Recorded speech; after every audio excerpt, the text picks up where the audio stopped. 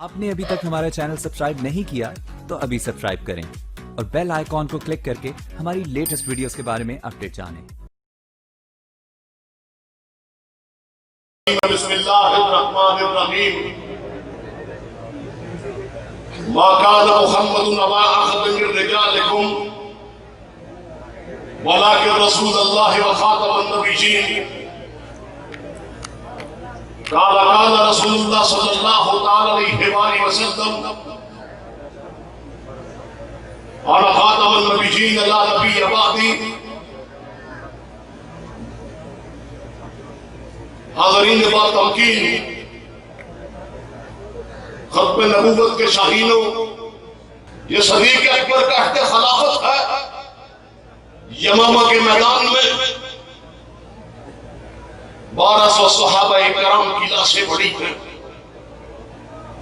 کسی کا سر کٹا ہوا ہے، کسی کی آنکھیں نکلی ہوئی ہیں، کسی کے بازو بدن سے جدا ہیں، کسی کی ٹانگیں کاٹ دی گئی ہیں، کسی کا پیٹ چرا ہوا ہے، کسی کا سینہ بھریا ہے۔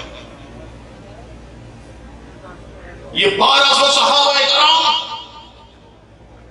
یمامہ کے میدان میں ریگستان میں خون میں نہائے ہوئے جب بگا رہے ہیں، اور رات کے وقت آسمان انہیں دیکھ کے رس کر رہا ہے، ان کی چمک دمک کو دیکھ کے یوں محسوس ہوتا ہے جیسے آسمان حالات سے ایک کہکشاں زمین پر اتر آئی ہے۔ یہ کون لوگ ہیں؟ یہ وہ لوگ ہیں جنہیں آقا کریم نے اپنی آغوش نبوت میں لے کر پروان چڑھایا، جن کی تعلیم و تربیت حضور صلی وسلم نے خود کی، جن کے سینے میں قرآن محمد عربی صلی اللہ علیہ وسلم نے اتارا۔ حاجی یمامہ کے میدان میں جام شہادت گوش کیے اس حالت میں پڑے ہیں۔ کیا وجہ ہے؟ کیا ضرورت پیش آئی؟ حضور صلی وسلم کی وصال کے فوراً بعد مسلمہ کذاب دعوی نبوت کرتا ہے، یمامہ کا رہنے والا ہے۔ نبی علیہ السلام کا تازہ وصال ہوا ہے، صحابہ کے قلب وحید زخمی ہیں، چھوٹی سی اسلامی ریاست ہے، اندر بھی منکرین رہا، منکرین خضوقات موجود ہیں، دیگر منافق بھی ہیں، لیکن جب مسلمہ اعلان کرتا ہے اپنی نبوت کا تو یار صدیق اکبر جو امت کی غیرت کی علامت ہے وہ للکار کے کہتا ہے ابو عیاض السلمہ یہ نہیں ہو سکتا کہ تو بھی زندہ رہے اور ابو بکر بھی زندہ رہے۔ میں تیری سانسیں کھینچ لوں گا، میں تیرا ٹکڑا کر دوں گا، تیرے تن کو تیری گردن کو تن سے جدا کر دوں گا۔ یہ کیسے ہو سکتا ہے کہ ابو بکر زندہ ہو اور تو میرے آقا کے تاج و تخت ختم نبوت کو لوٹ دے؟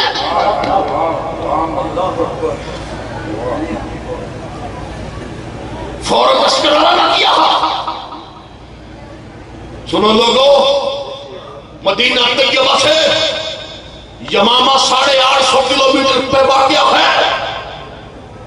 اتنا لمبا سفر، یہ ڈیفنسو وار نہیں تھی، دفاعی جنگ نہیں تھی، یہ اوفنسو وار تھی، جارحیت کی جنگ، یعنی صحابہ ملاحظت تھے۔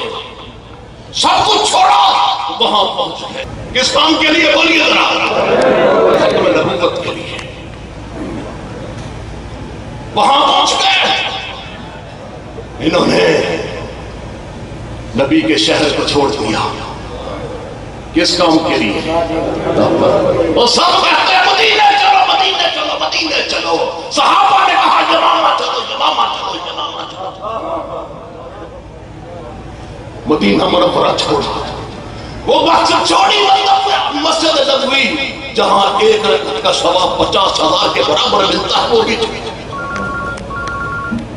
اور سب سے بڑی بات، اپنی جان گنبد خضرا بھی چھوڑ دی، داغے مفارقت دے گیا۔ اپنے بچوں کو آخری دفعہ دیکھا، بیویوں پہ آخری نگاہ ڈالی، والدین کی آخری زیارت کی، اور سرور کونین کی ختم نبوت کی حفاظت کے لیے مسلمہ کے قتل کے لیے پہنچ گئے۔ لوگوں، بڑے کمشان کی جنگ ہوتی ہے، میں ڈیٹیل میں نہیں جانا چاہتا، آخری بات کرتا ہوں۔ مسلمہ کذاب مسلمانوں کے پہلے لشکر جو حضرت شربیل رضی اللہ عنہ کی قیادت میں گیا تھا اس کو شکست دیتا ہے۔ دوسرا لشکر اکرمہ بن ابی جہل کی قیادت میں جاتا ہے، مسلمانوں سے بھی شکست دیتا ہے۔ تیسرا لشکر صرف خالد بن ولید کا لشکر ہے اور وہ کسی اور محاذ میں ہے، اس کے بعد کوئی لشکر نہیں ہے۔ توجہ چاہتا ہوں آپ کی، مورخین نے لکھا ہے کہ پوری تاریخ اسلام میں جنگ یمامہ سے خطرناک جنگ مسلمانوں کو پیش نہیں آئی۔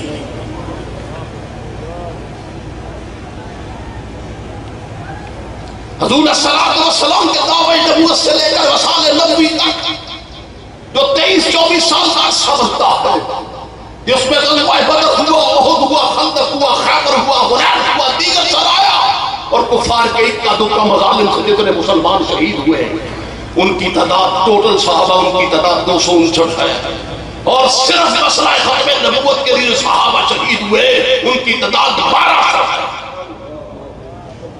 پورے دین کے لیے صرف 259 اور صرف ختم نبوت کے لیے کتنے؟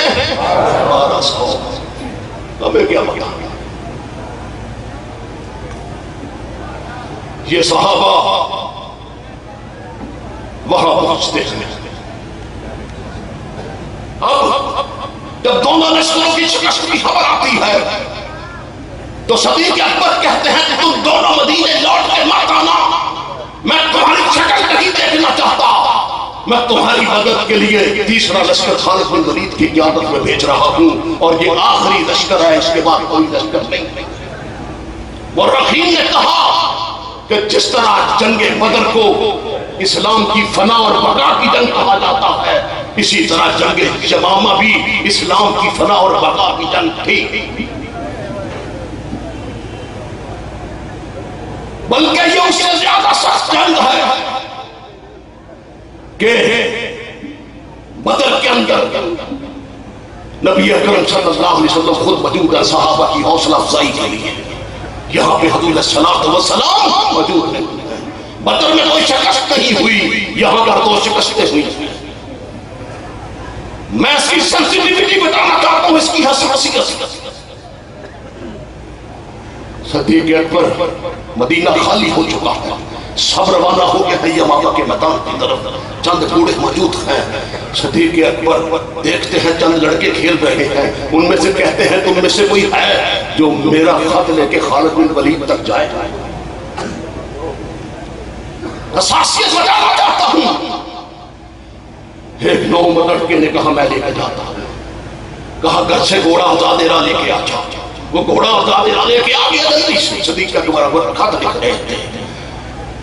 ابو بکر نے اتنی دیر بھی نہیں رضی اللہ تعالیٰ اتنی دیر بھی نہیں کی کہ میری وجہ سے 1 منٹ لیٹ ہو جائے۔ انہوں نے کہا تو گھوڑے پہ سوار ہے اور ننگے پاؤں ساتھ ساتھ دوڑ رہے ہیں، گھوڑے میں ساتھ ساتھ ننگے پاؤں دوڑ رہے ہیں۔ ننگے پاؤں دوڑتے دوڑتے دستخط کیے، ننگے پاؤں دوڑتے دوڑتے اپنی مہروں پہ لگائی۔ وہ بچہ بڑا گرفتاری کے ساتھ خط لے کے خالد بن ولید کے پاس پہنچا۔ اس لیے سنا رہا ہوں شاید ہمیں غیرت آ جائے۔ میری ایک بات یاد رکھنا، ختم نبوت کا کام صرف وہ کرے گا جو غیرت مند ہے، بے غیرت یہ کام کبھی نہیں کرے گا۔ چاہے دن میں 70 نمازیں پڑھتا ہو، بے غیرت یہ کام کبھی نہیں کرے گا، یہ کام ہی غیرت مند ہوگا۔ بچہ خط لے کے پہنچتا ہے، سنیے خالد بن ولید کے پاس خط پہنچتا ہے۔ خط میں کیا لکھا تھا؟ خالد جو ہی میرا خط کہ تجھے ملے گا، اگر تو لیٹا ہوا ہو تو اٹھ بیٹھ جا، اگر بیٹھا ہوا تو اٹھ کے کھڑا ہو جا، اور اگر کھڑا ہے تو گھوڑے پر چھلانگ لگا کے پورے لشکر کو ساتھ لے کے یمامہ کی طرف روانہ ہو جا۔ صدیق اکبر کے لفظ ہے مدینہ مٹتا ہے تو مٹ جائے، لیکن مسلمہ تیرا وجود برداشت نہیں کیا جا سکتا۔ ایک ہم ہیں جن کے سامنے قادیانی قریدیتوں میں بیٹھ کر پوری دنیا میں ان کی تبلیغ جاری ہے، لٹ رہی ہے محمد کریم کی امت۔ جہاں جہاں صحابہ نے اسلام پھیلایا، قادیانی نے وہاں وہاں جا کے مسلمان کو لوٹ لیا۔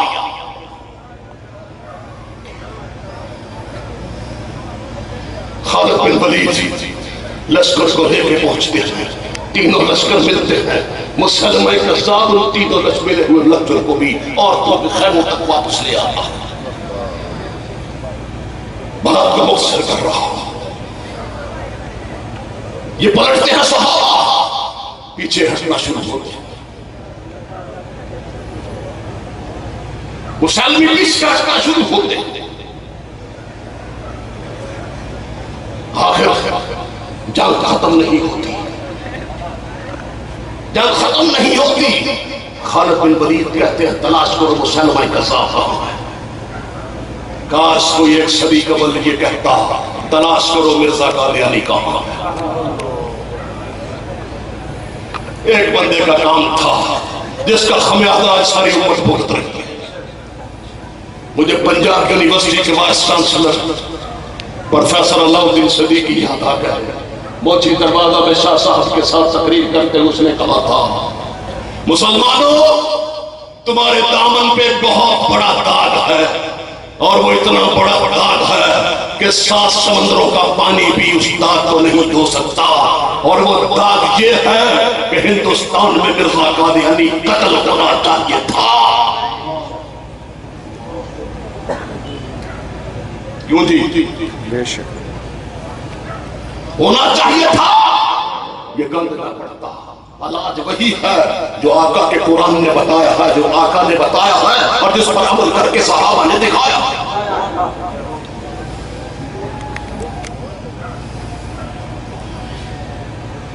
یہ جمع ہو کیا ہوتا ہے؟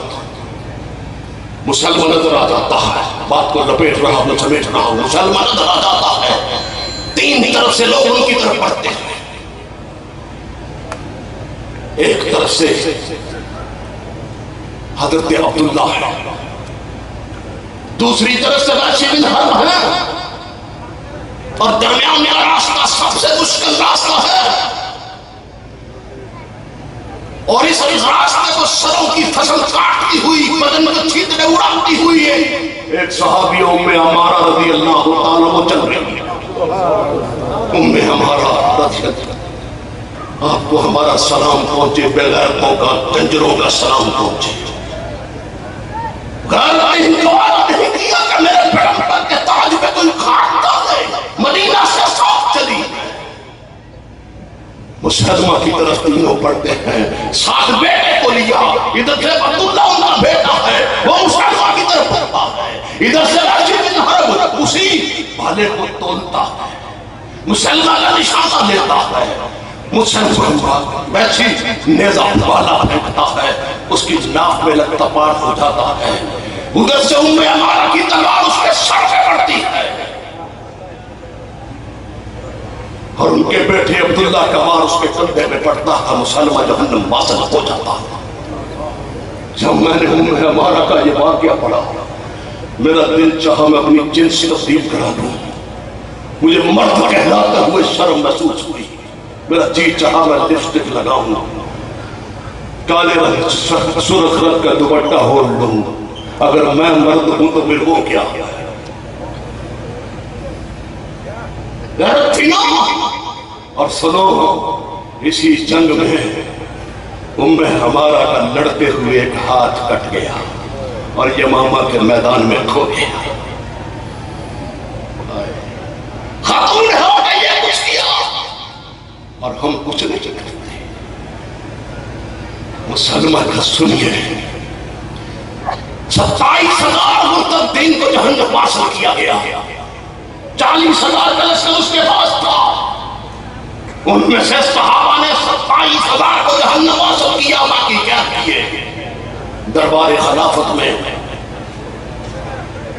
سیدنا خالد بن ولید نے پیغام بھیجا، جو قید کیے ہیں ان کا کیا کیا جائے؟ سنیے جواب، امت کے سب سے عالی فرد کروڑوں سلام صدیق اکبر تیری غیرت میں، تیری جرت میں ہے. تو ہم سب کا جرنیل ہے، اور قیامت تک جتنے ختم نبوت کے مجاہدین آتے ہیں وہ سب تیری جرنیلی میں کام کرتے رہتے ہیں. کیا سلوک کیا جائے قیدیوں سے؟ باحال بات کر رہا ہوں. تاریخ اسلام کا سب سے بڑا باعث تاریخ ابن کثیر، علامہ ابن کثیر نے لکھا ہے کہ صدیق اکبر نے جواب دیا، خالد جو 27,000 قتل ہوئے ہیں ان کی لاشوں کو آگ لگا. یہ ہے تحفظ ختم نبوت. یہاں تو مرضی ملا صبح صبح، باجی السلام علیکم، تو تیری ماں کا قسم لگتا ہے. یہ اس کو باجی کہہ رہا ہے، وہ اس کو کتیا کا بچہ کہتا ہے، اس کے پیغمبر کو گالی دیتا ہے، اہل بیت کو گالی دیتا ہے، صحابہ کو گالی دیتا ہے. یہ بے غیرت اس کو کہتا السلام علیکم بھائی جان.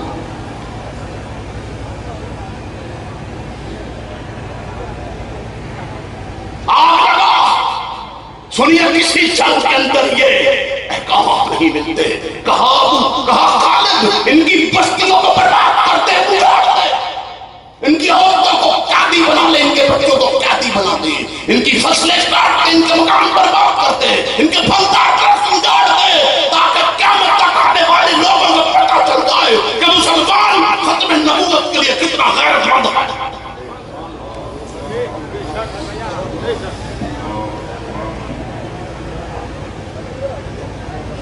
27,000 کو جلا کے ان کا کالا سرما بنایا صدیق اکبر.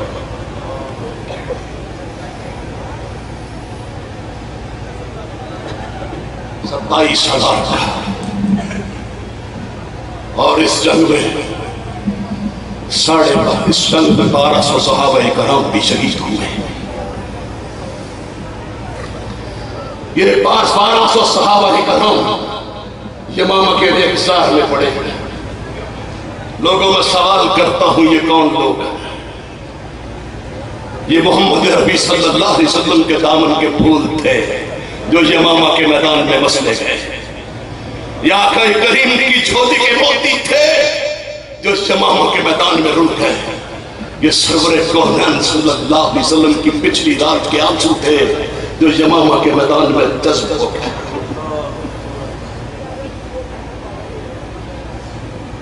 آج جو منظر میں نے آپ کے سامنے رکھا، آپ دوسرا منظر دیکھیے.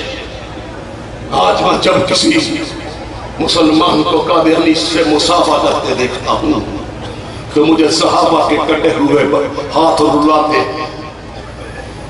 انہوں نے ہاتھ کٹوا دیے، یہ ہاتھ ملا جائے گا انشاءاللہ انہیں کے پاس. متفقہ فتویٰ شائع ہو چکا ہے، جس طرح کا قادیانی اسی طرح کا قادیانی کا دوست. انہوں نے قادیانیت پال رکھی ہے، یہ قادیانی ہاتھ ہے.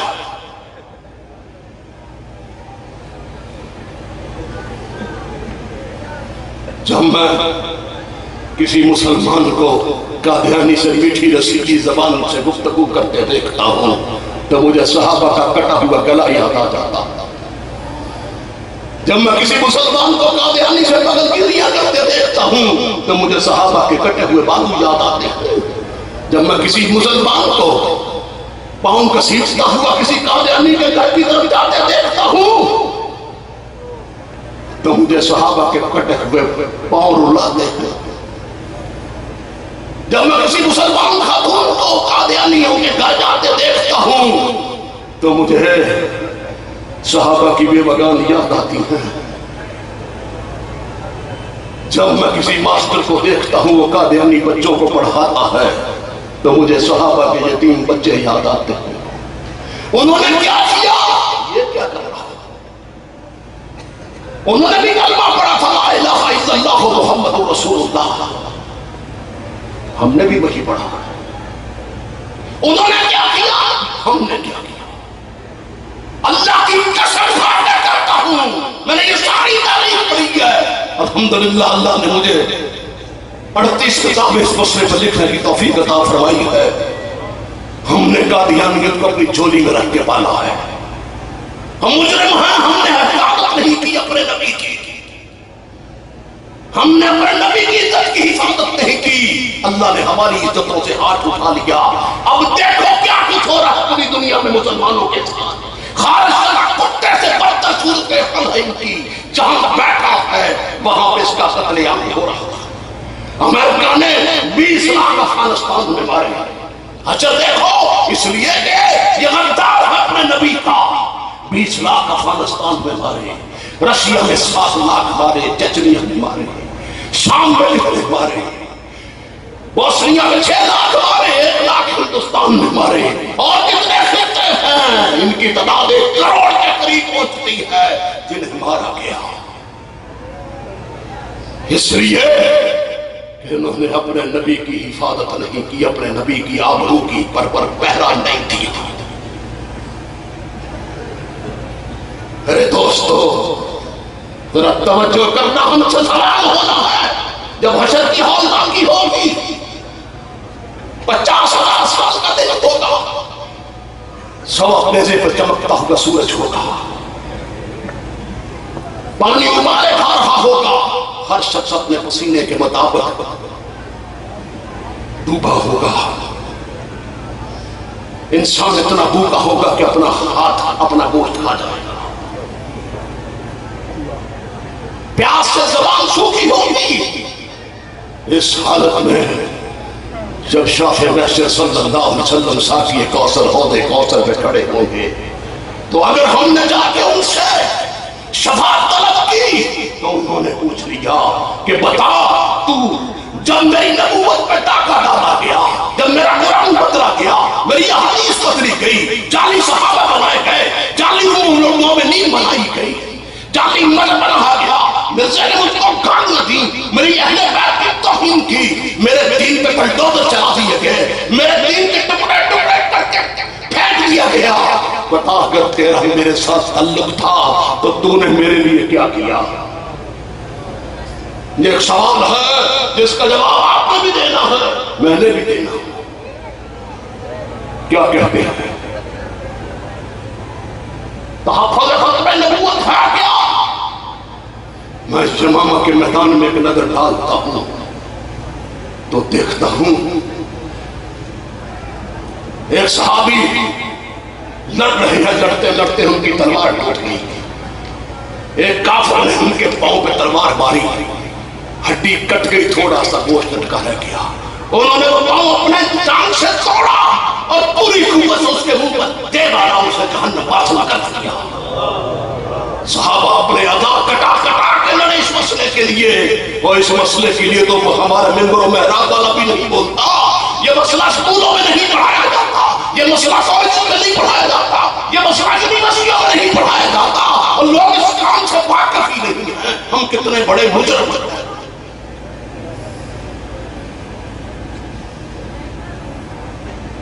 اسی میدان میں میں دیکھتا ہوں 2 صحابی ہیں، ایک کا نام ثابت ہے، ایک کا نام سالم ہے رضوان اللہ تعالی اجمعین۔ دونوں نے فیصلہ کیا جنگ سے پہلے کہ ہم حضور صلی اللہ علیہ وسلم کے دور اقدس میں کبھی گھوڑوں پہ سوار ہو کے لڑا کرتے تھے، کبھی اونٹوں پہ سوار ہو کے لڑا کرتے تھے، کبھی پیدل لڑا کرتے تھے۔ آج نبی کی ختم نبوت اور آبرو کی جنگ ہے، تاج و تخت ختم نبوت کی حفاظت کی جنگ ہے۔ ہم دونوں کڑے کھودیں گے اور اپنے آپ کو ناف تک اس میں گاڑ لیں گے تاکہ پیچھے ہٹنے کا سوال ہی ختم ہو جائے۔ یہ ہے تحفظ ختم نبوت۔ دونوں بدری ہیں، ان کی جیبوں میں تو جنت کے سرٹیفکیٹ تھے، ہمارے پاس کچھ بھی نہیں ہے۔ وہ سرٹیفکیٹ ہونے کے باوجود گاڑ رہے ہیں اپنے آپ کو۔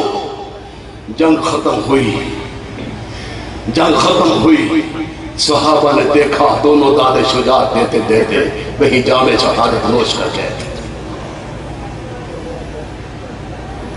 اللہ ہمیں بھی غیرت عطا فرما، ہمیں بھی محبت عطا فرما۔